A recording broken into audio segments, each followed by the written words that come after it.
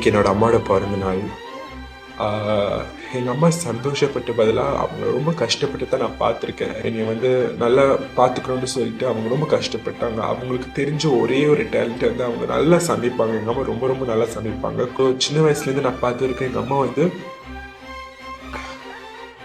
Road சைடில் highway இருக்கும். Road சைடில் தான் எங்கள் அம்மா வந்து ஒரு டேபிள் போட்டு பிரேக்ஃபாஸ்ட் வைப்பாங்க. ஐ ஓ ஹர் ஸோ மச். எங்கள் அம்மா என் கண்ணால் பார்த்துருக்கேன்.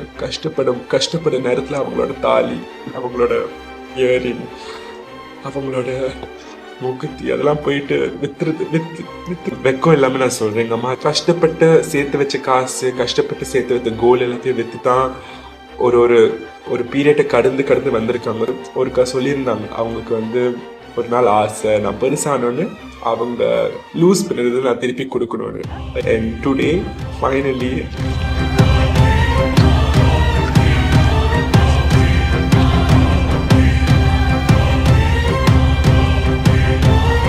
ரெண்டு கிஃப்ட்டும் பேக் பண்ணிட்டேன்.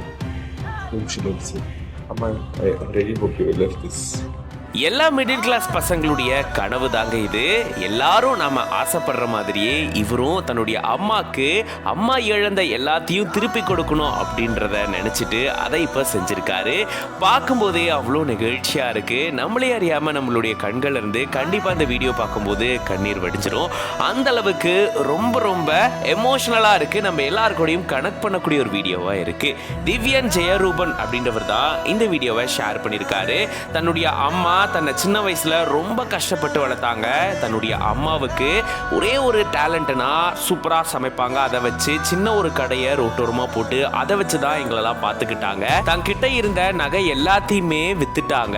இப்படி எல்லாத்தையுமே இழந்த இவங்களுக்கு இவங்களுடைய ஆசை அப்படின்றது அது எல்லாமே திருப்பி தனக்கு கிடைக்கணும் அப்படின்றதா அதை எங்க அம்மா சொல்லியிருக்காங்க. அதை நான் இப்ப நிறைவேற்றுறேங்க அப்படின்னு சொல்லிட்டு தான் இப்படி தன்னுடைய அம்மாவுக்கு தங்க கொலுசு மெட்டி எல்லாத்தையுமே வாங்கி கொடுத்திருக்காரு. இதை பார்த்து அவங்க அம்மா அப்படியே ஆச்சரியத்துல சந்தோஷத்துல உறைஞ்சு போயிட்டாங்க. இதுவா அப்படின்னு சொல்லிட்டு அவங்களுடைய அந்த மகிழ்ச்சியை நம்மளால பார்க்க முடியுது.